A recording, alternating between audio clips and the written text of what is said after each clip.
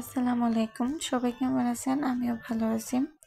সকালবেলা এরকম ভর্তা না হলে কিন্তু ভাত খেতে ভালো লাগে না।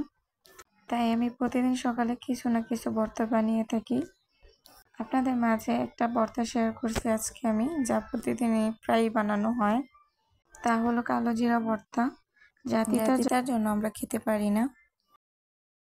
প্রথমে আমি একটি প্যানে পেঁয়াজ, রসুন, ধনেপাতা ভালো করে ভেজে নেব তেল দিয়ে। তারপরে কালো জিরা ভালো করে ভেজে নেব। এখন একটা শিলপাটায় শুকনো মরিচ আর কালো জিরা ভালো করে বেটে নেব।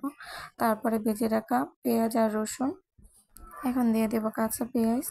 আপনারা এই ভর্তাটা চেষ্টা করবেন পেঁয়াজ আর রসুনের পরিমাণটা একটু বেশি করে দেওয়ার জন্য, তাহলে খেতে অনেক ভালো লাগবে। দেখে মনে হচ্ছে না ভর্তাটা কতটা লোভনীয় হয়েছে। এখন গরম গরম ভাতের সাথে পরিবেশন করুন। আজ এ পর্যন্তই। সবাই ভালো থাকবেন। আসসালামু আলাইকুম।